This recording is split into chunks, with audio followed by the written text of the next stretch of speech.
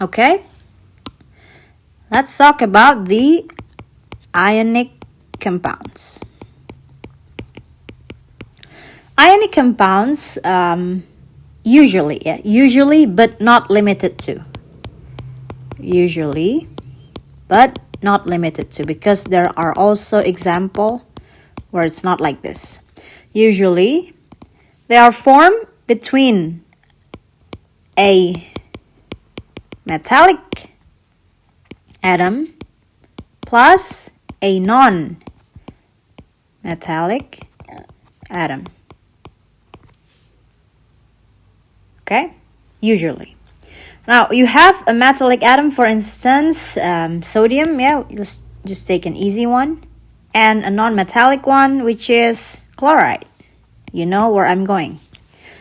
Now, the metallic atom has the tendency to release electrons, or in this case, release one electron, that it becomes sodium plus, while the chlorine will become Cl minus, because in this case it will gain electron.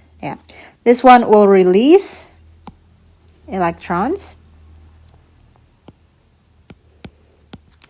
while this one will gain the electron.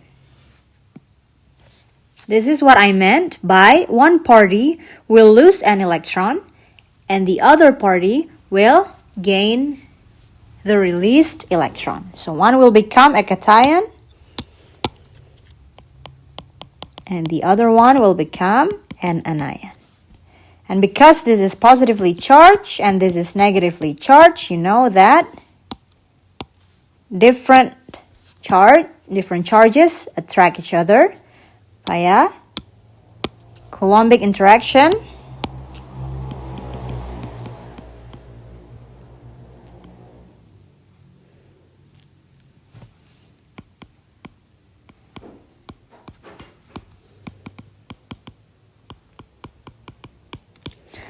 That's what we call as the ionic compounds. Now, you know that NaCl is actually a table salt, the one that you use perhaps every day. So, in the microscopic scale, you actually see this as a solid, it's a solid that you can dissolve in water while you cook or something. Now, in the solid state, actually, it forms something that we call an extended array of lattice. We call this lattice in a ordered structure that we call a crystalline structure. We will also talk about this in detail in a different segments, but I will introduce it to you briefly right now. So it's basically looks like a cube like this.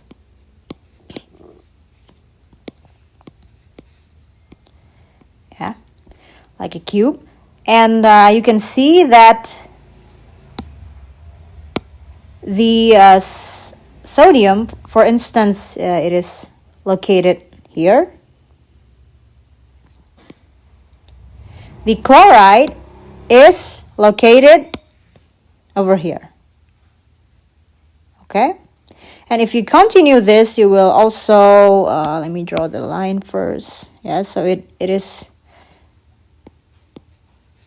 you have another cube in front of this. And then you will see another chlorine, Cl, and then another sodium. So you have alternating Na plus and Cl minus, in an extended array of lattice, but this they are in this cube, they are arranged in a certain manner that is very ordered, that we call as a crystalline structure. And this is what we call as the sodium chloride. Now, actually, it's not one sodium and one chloride. Now, you can see, for instance, in my picture, we have, if I can draw another one over here, yeah. So you can imagine that it goes on and on to several different cubes. Now, in this case, you will see 3 pairs. But the empirical ratio, so the smallest possible ratio, or the empirical formula,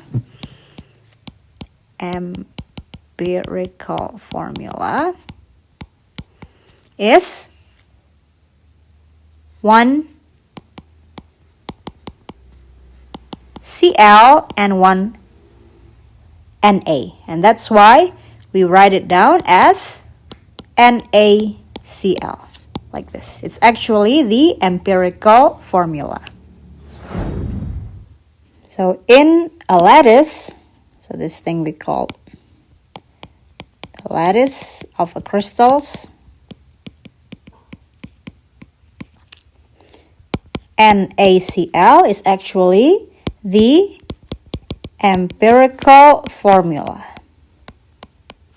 I hope you can see here 3 different cubes. Yeah, I apologize for the lack of drawing capability here on my side. So you have 3 cubes over here. For instance, sodium is blue. You can see them in every corner, for instance, here and there. Yeah, like that.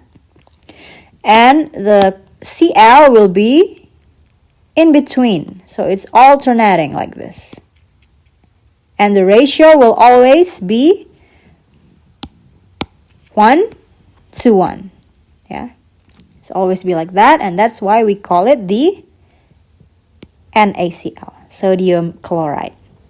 Now, for the ionic compounds like this, ionic compounds, it is not very common that we identify, because we cannot really do it, we cannot identify the individual NaCl molecule. Yeah. But instead, as I mentioned here, it's an empirical formula. So we just take a look at the smallest possible ratio between the sodium and the chlorine without having to identify one sodium chloride molecule. And this is what we refer to as the formula unit, rather than a molecule. Yeah.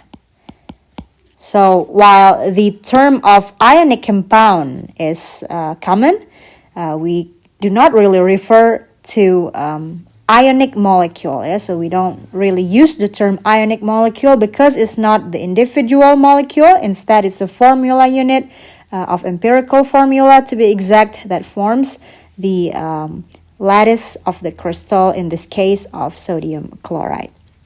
Now, of course, you can also take a look at the other examples of metallic plus non-metallic. Yeah, but in some cases, there are also examples of non-metallic and also non-metallic pair. For instance, this one, yeah, NH4 and O3, or what we call ammonium nitrate. Now, if you take a look at this compound, so of course this is a compound, this is actually an ionic compound, yeah, but you cannot really see any metals here. Here you can see sodium, but here is nitrogen, it is non-metallic. Hydrogen, of course, non-metallic, and also oxygen is also non-metallic, but this is also an ionic compound. Why? Because this is actually formed by NH4 plus with NO3 minus. Yeah. Again, in an ionic compound, you can recognize a cation and an anion. Yeah, that's why in the beginning I said usually it's metallic and non-metallic pair. But sometimes in some examples you see non-metallic and non-metallic pairs like this. But still a cation plus an anion. This is necessary because the basic of ionic compound, of course, is an ionic interaction, yeah, or Coulomb. Okay. Coulomb. Coulombic or Coulomb force, yeah, Coulombic interaction in this case. You always have a cation that loses an electron and an ion that gains the electron, and because this is positively charged and this is negatively charged, they will have ionic interaction. And they also will form this lattice like this with alternating position of positive, negative. Yeah, so this, of course, let me write it down with a different color. Positive, negative, and so on. It's alternating, but the ratio will be, in this case, 1 to 1. In this case also, yeah, 1 cation and 1 anion.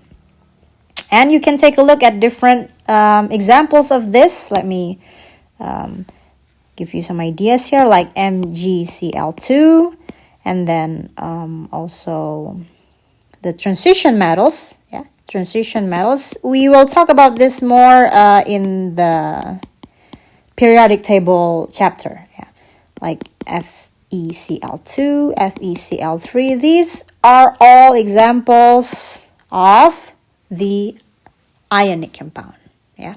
So as I said, usually they are metallic and non-metallic pair, but sometimes it could also have a different non-metallic pair like this one.